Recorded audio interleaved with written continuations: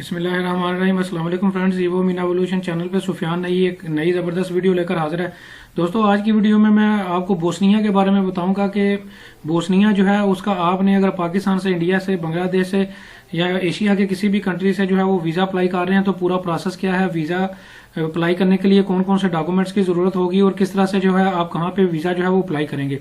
दोस्तों, पूरी वीडियो की डिटेल जो है इस इन डॉक्यूमेंट्स की डिटेल और बाकी डिटेल जो है इस वीडियो में मैं दोस्तों आपको बताऊंगा। दोस्तों, सबसे पहले मैं आपको बताता चलूं कि दोस्तों बोस्निया जो है एक यूरोपियन कंट्री है, लेकिन ये यूरोपियन यूनियन में तो मौजूद है लेकिन उन 26 शेंगन कंट्रीज में जो है वो मौजूद नहीं है, जो कि शेंगन स्टेट्स हैं उनमें ये नहीं आता, लेकिन ये यूरोपीय यूनियन में जो है वो बोस्निया जो है शामिल है।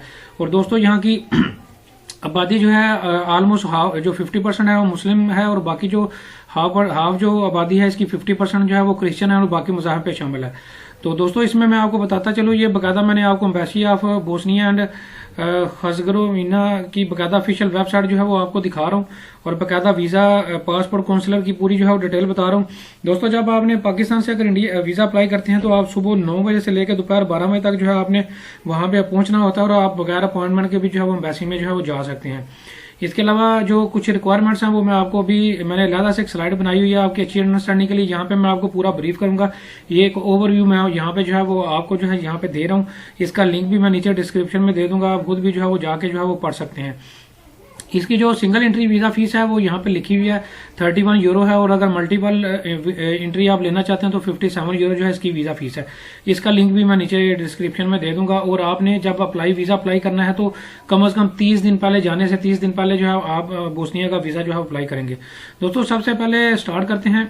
अगर आप किसी भी कैटेगरी में अगर बोस्निया का वीज़ा अप्लाई कर रहे हैं, टूरिज्म, बिजनेस वीज़ा, किसी भी कैटेगरी में वीज़ा अप्लाई करने जा रहे हैं, फ्रेंड एंड फैमिली कैटेगरी में, तो दोस्तों सबसे पहली जो बेसिक रिक्वायरमेंट है वो पाकिस्तान और इंडिया के लिए वो ये है कि आपके पास ओरिजिनल इनविटेशन लेटर जो है वो होना चाहिए। उसके बगैर अगर आपके पास इनविटेशन नहीं है तो आप जो है वो अप्लाई नहीं कर सकते।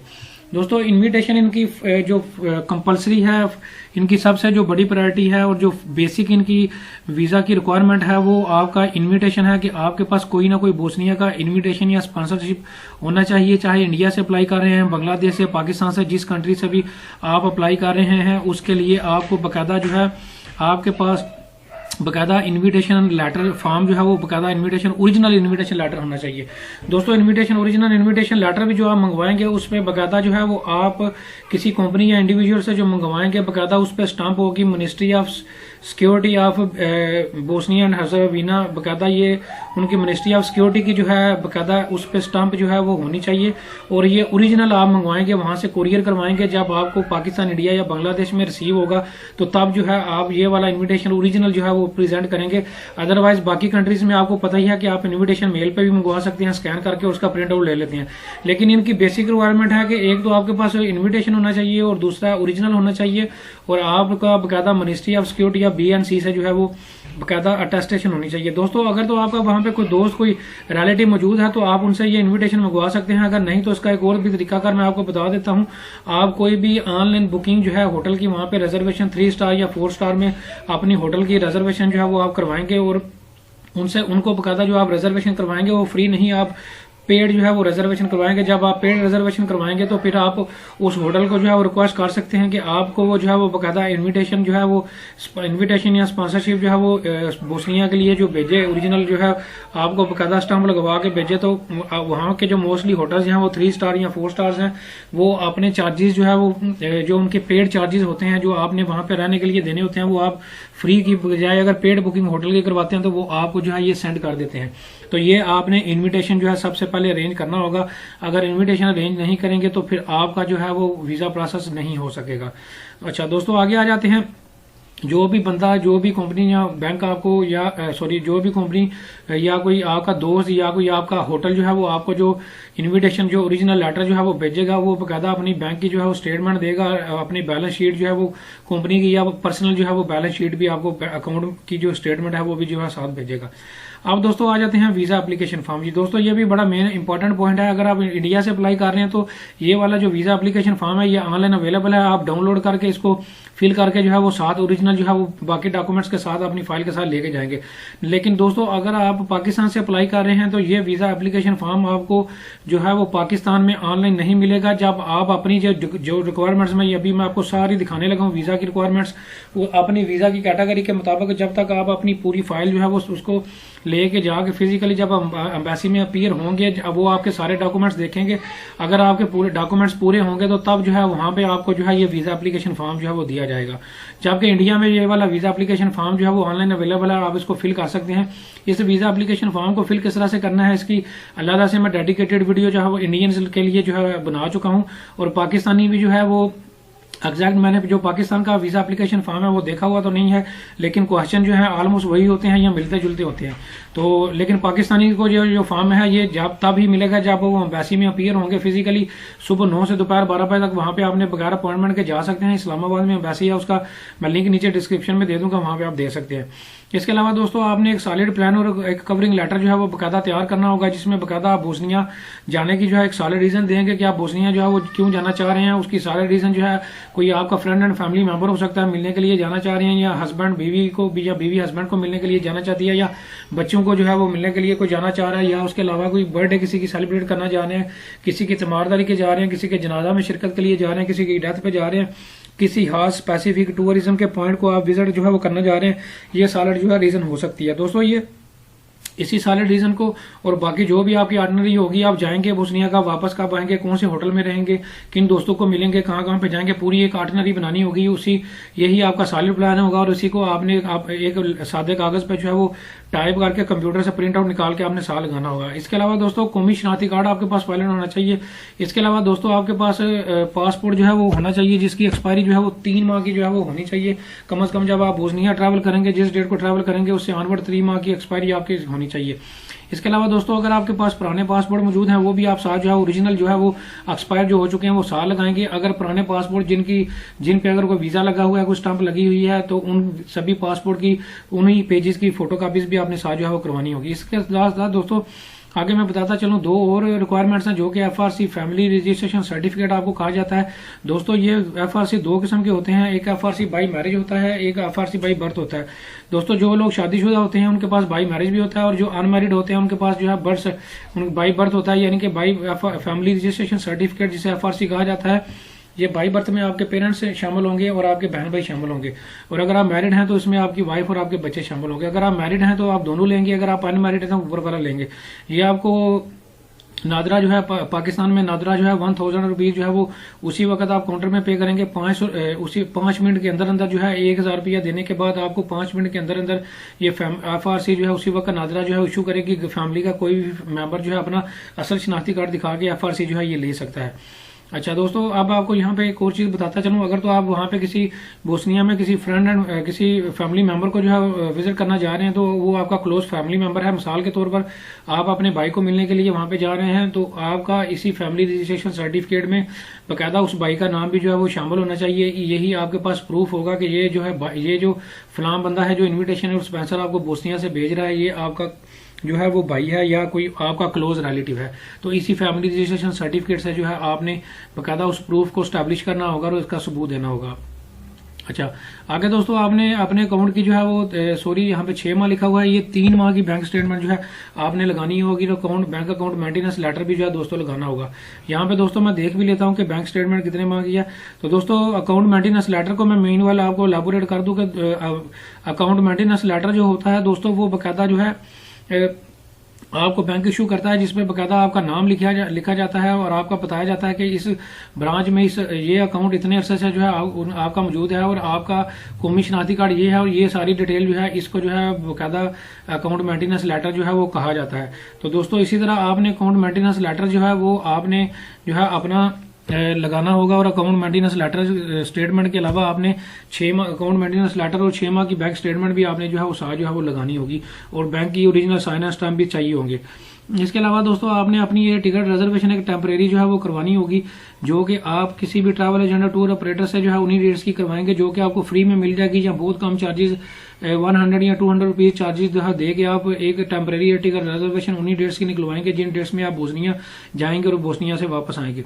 इसी के अलावा दोस्तों आपने होटल की रिजर्वेशन जो है करवानी होगी। ऑलरेडी मैं ऊपर आपको एलैबोरेट भी कर चुका हूं। तो अगर तो दोस्तों आपके पास होटल के अलावा किसी और बंदे का इन्विटेशन और स्पॉन्सरशिप मौजूद है तो आप होटल की रिजर्वेशन के बगैर भी जो है वो अप्लाई कर सकते हैं, क्योंकि आप बकायदा वीजा एप्लीकेशन फॉर्म में जो है वो बकायदा इस बंदे का जो इन्विटेशन और स्पॉन्सर आपको भेज रहा है उसका एड्रेस जो है वो दे सकते हैं। तो आप अगर होटल की रिजर्वेशन नहीं भी करवाएंगे तो कोई इशू नहीं है। और अगर कोई इंडिविजुअल आपको जो है वहां से इनविटेशन या स्पॉन्सर या कंपनी या ऑर्गेनाइजेशन आपको स्पॉन्सरशिप नहीं भेज रही तो फिर डेफिनेटली आपने होटल की पेड रिजर्वेशन करवानी होगी और उसी पेड रिजर्वेशन से आपको जो है वो ये होटल ये जो बकायदा ओरिजिनल इन्विटेशन लेटर है वो यही होटल जो है वो आपको सेंड करेगा।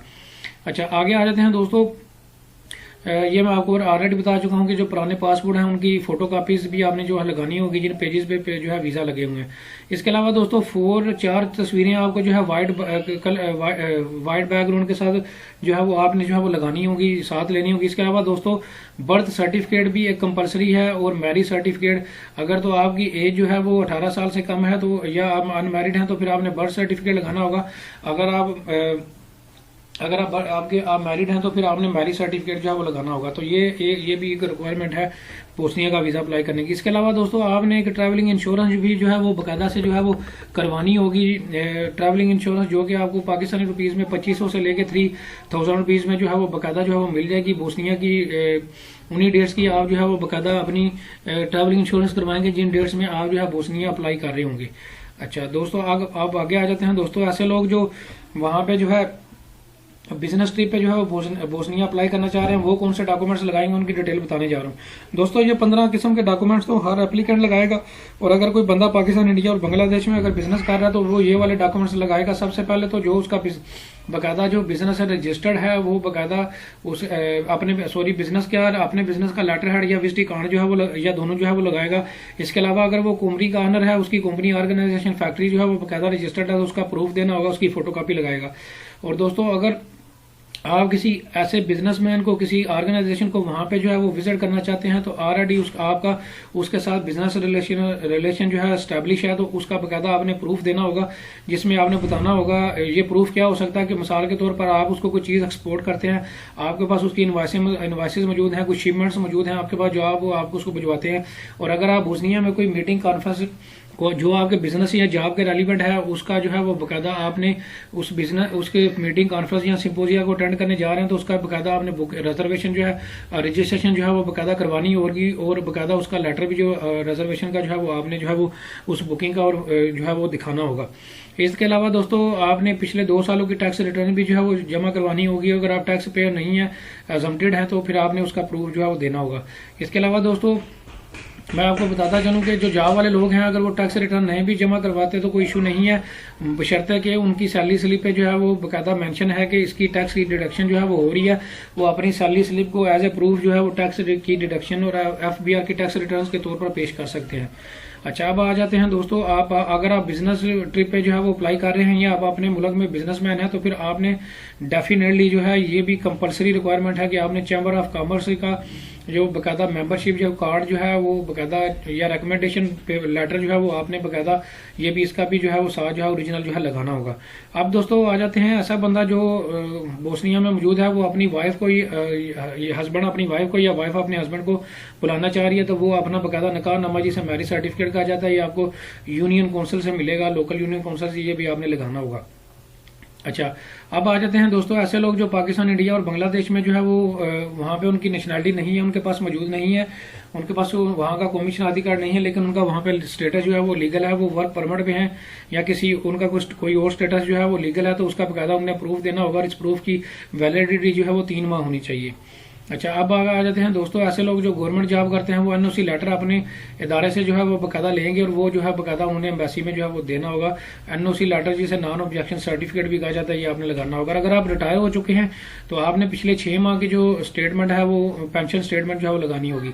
दोस्तों अगर आप पाकिस्तान, इंडिया और बांग्लादेश में अपने मुल्क में स्टूडेंट हैं तो अगर आप बोस्निया किसी भी कैटेगरी में वीजा अप्लाई करने जा रहे हैं तो उसका आपने प्रूफ देना होगा। सबसे पहले अगर आपके पास कोई आपका कॉलेज स्कूल यूनिवर्सिटी का अगर आपके पास कोई एडमिशन कार्ड या एनरोलमेंट कार्ड है तो उसकी जो है बाकायदा कापी आपने लगानी होगी, जो कि आपका प्रूफ के तौर पर जो है वो आपने लगाना होगा कि आप अपने कंट्री में स्टूडेंट है। उसके अलावा आपने अपने कॉलेज स्कूल यूनिवर्सिटी से जो है लीव एप्लीकेशन लेनी होगी, वो भी आप ओरिजिनल साथ लगाएंगे। और दोस्तों ये आपने कॉलेज स्कूल यूनिवर्सिटी से जो है बाकायदा आपने साइन एंड स्टैम्प भी करवाना है। अब आ जाते हैं ऐसे लोग जो पाकिस्तान, इंडिया, बांग्लादेश में जॉब करते हैं, वो कौन से डॉक्यूमेंट्स लगाएंगे, उनकी डिटेल बताने जा रहा हूँ। सबसे पहले 3 माह की आप अपनी सैलरी स्लिप्स लगाएंगे, जॉब लेटर लगाएंगे। जॉब लेटर से मुराद दोस्तों, जॉब लेटर क्या होता है, इसमें बाकायदा आपका नाम लिखा जाता है, आपका वल्दियत लिखी जाती है, कौमी शनाख्ती कार्ड लिखा जाता है, आपका आपकी कंपनी फैक्ट्री ऑर्गेनाइजेशन में क्या होता है वो लिखा जाता है, आपकी एनुअल सैलरी लिखी जाती है। दोस्तों इस सभी डिटेल को जो है जॉब लेटर कहा जाता है। ये आपने बाकायदा जॉब लेटर भी अपनी कंपनी ऑर्गेनाइजेशन या फैक्ट्री से लेना होगा। इसी तरह आपने उन्हीं डेट्स की जो है वो छुट्टी भी लेनी होगी, जिन डेट्स को जो है आप बोस्निया ट्रैवल करेंगे, तो लीव एप्लीकेशन भी जो है आपने लगानी होगी। ये तीनों डॉक्यूमेंट जो है आप अपनी कंपनी ऑर्गेनाइजेशन फैक्ट्री से बाकायदा उनके लेटर हेड पे जो है वो लेंगे और साइन एंड स्टाम्प के साथ जो है वो सबमिट करवाएंगे, ओरिजिनल जमा करवाएंगे। अब नीचे आ जाते हैं दोस्तों, ऐसा बंदा जिसकी उम्र जो है वो 18 साल से कम है, वो बोस्निया अगर वीजा अप्लाई कर रहा है तो वो कौन से डॉक्यूमेंट्स लगाएगा, उनकी डिटेल बताने जा रहा हूँ। सबसे पहले वो अपने पेरेंट्स की तरफ से एक एफिडेविट, एक कंसेंट फॉर्म, जिसे कि बाकायदा इजाजतनामा कहा जाता है, इसका एक एफिडेविट जो है आपने बाकायदा अपने वालिद या वालदा की तरफ से जो है वो लगाना होगा कि हमारा ये बच्चा ये नाबालग है, इसकी 18 साल से कम उम्र है, मैं इसको इजाजत दे रहे हैं कि ये बोस्निया जो है इस पर्पज के लिए विजिट करने के लिए जा रहा है, तो ये आपने एफिडेविट जो है जमा करवाना होगा। अच्छा, अब ये आपको लोकल डिस्ट्रिक्ट कोर्ट से कचहरी से जो है वो मिल जाएगा। अच्छा, अब आपने अपने पेरेंट्स का पासपोर्ट की कॉपी या कौमी शनाख्ती कार्ड की कॉपी भी जो है वो जमा करवानी होगी, ऐसे लोग जिनकी उम्र जो है वो 18 साल से कम है, जो नाबालिग हैं। इसके अलावा दोस्तों ऐसा बंदा जिनके पेरेंट्स नहीं है, वो अपनी जो लीगल गार्डियन जो कि कानूनी उसका सरपरस्त है, उसकी तरफ से फिर उसने जो है ये वाला लेटर और ये वाला CNC कार्ड या पासपोर्ट की कॉपी जो है उसने फिर जो है वो लगानी होगी। वो पेरेंट्स की ये वाली जो 2 फॉर्मेलिटी हैं वो लीगल गार्डियन जो है वो पूरी करेगा। तो दोस्तों ये नाबालिग लोगों के लिए फॉर्मेलिटी थी। अब आ जाते हैं दोस्तों, अगर आपके पास कोई क्रेडिट एसेट अगर आपके पास ये मौजूद है तो ये लगाने से आपके वीज़ा के चांसेस बोस्निया के ज़्यादा हो सकते हैं। अगर नहीं भी लगाएंगे तो कोई इशू नहीं है। ये फॉर्मेलिटी में, ये रिक्वायरमेंट्स में, वीज़ा रिक्वायरमेंट्स, एप्लीकेशन रिक्वायरमेंट्स में ये चीज़ें शामिल नहीं है, ये ऑप्शनल है। अगर आप लगाएंगे तो इससे आपके वीज़ा के चांसेस बढ़ सकते हैं, अगर नहीं भी लगाएंगे तो कोई इशू नहीं है। सबसे पहले तो आपके पास अगर बैंक का जो है वो क्रेडिट कार्ड, किसी भी बैंक का क्रेडिट कार्ड एक या एक से ज्यादा मौजूद है तो उसकी स्टेटमेंट आप लगाएं, पिछले 2-3 माह की स्टेटमेंट लगा दें। आपके नाम पे गाड़ी है उसकी स्टेटमेंट, उसके डॉक्यूमेंट्स की कॉपी लगाएं। अगर आपके नाम पे प्लॉट है या घर है उसकी जो है वो बाकायदा उसका कॉपी भी है, उसकी जो है वो आप जो है साथ लगाएंगे। दोस्तों अब जो है आपको उस बंदे जो बंदा आपको इनविटेशन या स्पॉन्सरशिप भेज रहा है वो कौन से डॉक्यूमेंट्स लगाएगा, उनकी डिटेल बताने जा रहा हूँ। सबसे पहले तो ये वाला पॉइंट जो मैं ऑलरेडी ऊपर एलैबोरेट कर चुका हूँ कि वो आपको ओरिजिनल जो है वो इन्विटेशन लेटर भेजेगा, ये ऑलरेडी मैं ऊपर आपको बता चुका हूँ। इसके अलावा दोस्तों वो बंदा जो बोस्निया में मौजूद है वो अपने अगर उसके पास वहाँ का पासपोर्ट या किसी भी और यूरोपियन कंट्री या किसी और कंट्री का पासपोर्ट वहाँ पे मौजूद है तो वो उसकी बाकायदा जो है आपको कॉपी जो है वो भेजेगा, या फिर अपना अगर वो वहाँ पे वर्क परमिट पे तो उसकी कॉपी साथ देगा। 3 माह की अपनी वो बंदा जो है वो बैंक स्टेटमेंट आपको भेजेगा। इसके अलावा अपनी 3 माह की सैलरी स्लिप जो है वो भी साथ जो है वो आपको भेजेगा, या इसके अलावा अगर आप उसका कोई सोर्स ऑफ इनकम वहाँ पे जो है जॉब के अलावा कोई हो रहा है तो वो आपको बताएगा, उसकी जो है वो बाकायदा प्रूफ देगा। इसके अलावा वहाँ पे उसकी कंपनी ऑर्गेनाइजेशन या कोई फैक्ट्री जो है वो बिजनेस वहाँ पे रजिस्टर्ड है तो उसका भी प्रूफ जो है उसने आपको जो है वो भेजना होगा। तो दोस्तों ये वाली रिक्वायरमेंट्स ये उन लोगों के लिए हैं जो बोस्निया में मौजूद हैं और वो पाकिस्तान और इंडिया से और बांग्लादेश में किसी बंदे को इन्विटेशन या स्पॉन्सरशिप भेज रहे हैं, ये उनके लिए रिक्वायरमेंट्स हैं। दोस्तों बोस्निया के बारे में पूरी ए से लेकर जेड तक पूरी आपको अंडरस्टैंडिंग जो है वो दे चुका हूं। अगर इसके बावजूद भी बोस्निया के रेफरेंस से कोई भी आपका क्वेश्चन हो तो आप कमेंट सेक्शन में पूछ सकते हैं। Thank you very much.